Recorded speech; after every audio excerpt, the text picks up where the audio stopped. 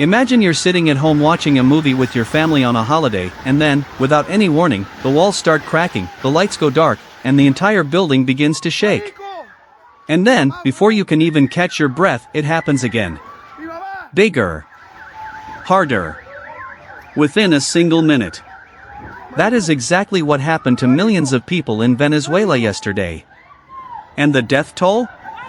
It's already above 188 and climbing. Today we are covering one of the most devastating natural disasters to hit the Western Hemisphere in years, the twin earthquakes that struck Venezuela on Wednesday, June 25, 2026. Now, I know what some of you might be thinking, earthquakes happen all the time. But trust me, this one is different. And by the end of this video, you're gonna understand exactly why this is such a massive deal, what's happening on the ground right now, and what the US is doing about it. Let's get into it. Alright, so here's how it all went down, and the timeline of this thing is what makes it so insane.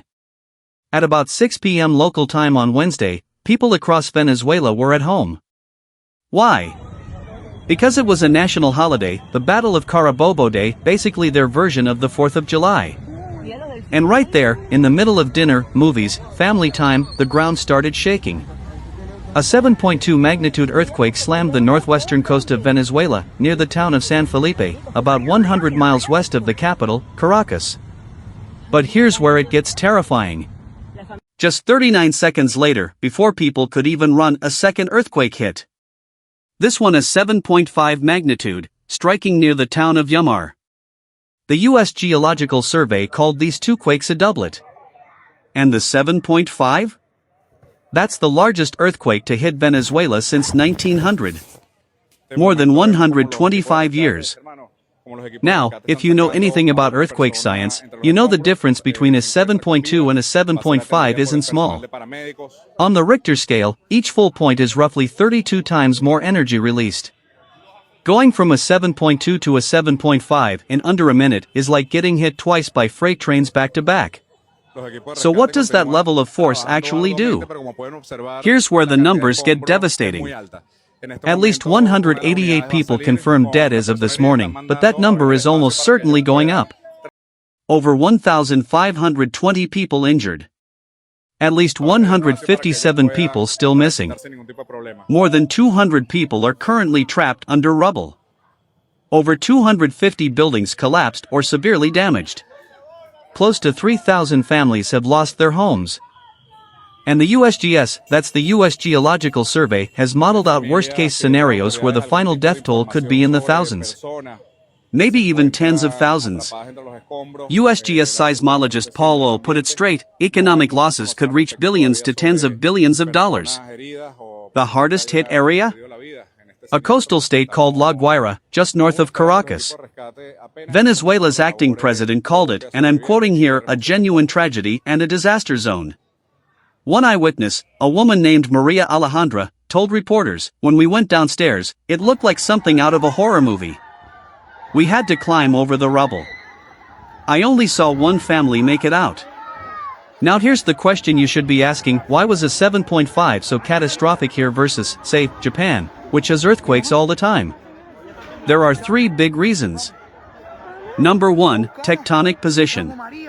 Venezuela sits on a massive strike-slip fault zone, basically where the Caribbean plate and the South American plate grind against each other. Unlike countries on the Pacific Ring of Fire that get earthquakes constantly and build accordingly, Venezuela doesn't get quakes this big very often. So people weren't prepared. Number 2, building quality. About 80% of Venezuela's population lives in earthquake-prone areas, but a huge percentage of those homes are made from unreinforced brick masonry and adobe.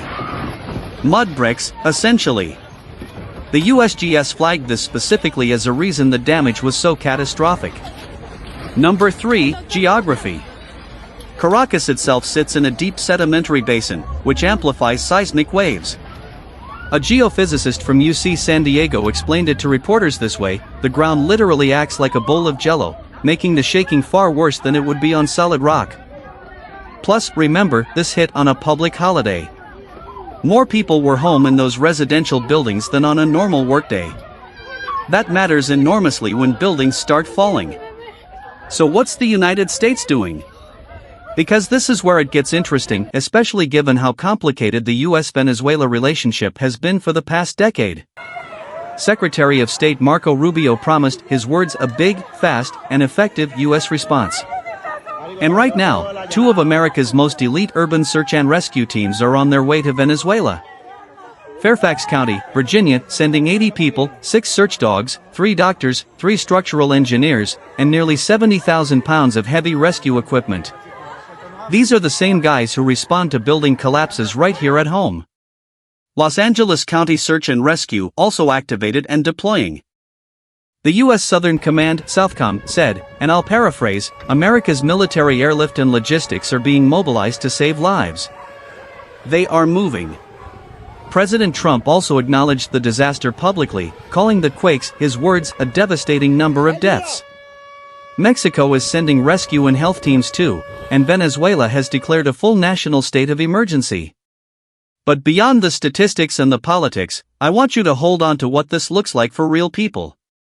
Luis Colmenares was 4 hours away from Caracas watching Toy Story with his sisters when the quakes hit.